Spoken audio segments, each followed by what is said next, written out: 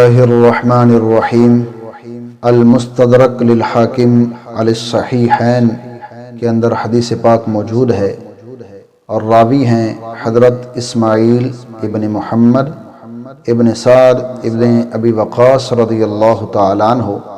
वो अपने बाप से और वो इनके दादा से रिवायत करते हैं कि एक शख्स नबी पाक सल्लल्लाहु अलैहि वसल्लम की बारगाह में हाजिर हुआ और अर्ज़ की, या रसूल अल्लाह सल्लल्लाहु अलैहि वसल्लम, मुझे कोई मुख्तसर नसीहत कीजिए।